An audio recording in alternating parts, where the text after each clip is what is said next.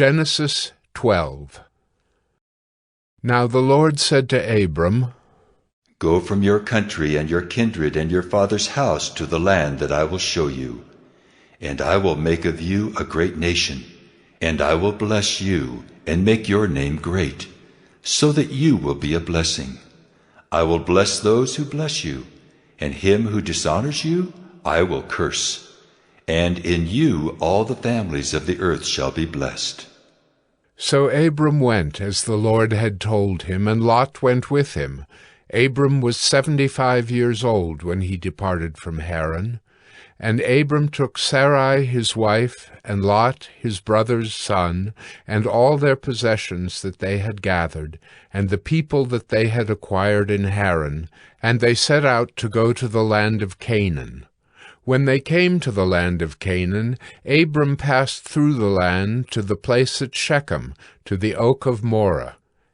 At that time the Canaanites were in the land. Then the Lord appeared to Abram and said, To your offspring I will give this land. So he built there an altar to the Lord, who had appeared to him. From there he moved to the hill country on the east of Bethel, and pitched his tent, with Bethel on the west and Ai on the east. And there he built an altar to the Lord, and called upon the name of the Lord. And Abram journeyed on, still going toward the Negeb. Now there was a famine in the land, so Abram went down to Egypt to sojourn there, for the famine was severe in the land. When he was about to enter Egypt, he said to Sarai his wife, I know that you are a woman beautiful in appearance, and when the Egyptians see you, they will say, This is his wife. Then they will kill me, but they will let you live. Say you are my sister, that it may go well with me because of you, and that my life may be spared for your sake. When Abram entered Egypt, the Egyptians saw that the woman was very beautiful. And when the princes of Pharaoh saw her, they praised her to Pharaoh. And the woman was taken into Pharaoh's house.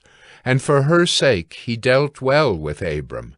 And he had sheep, oxen, male donkeys, male servants, female donkeys, and camels. But the Lord afflicted Pharaoh and his house with great plagues because of Sarai, Abram's wife. So Pharaoh called Abram and said, What is this you have done to me? Why did you not tell me that she was your wife? Why did you say, She is my sister, so that I took her for my wife? Now then, here is your wife. Take her and go. And Pharaoh gave men orders concerning him, and they sent him away with his wife and all that he had.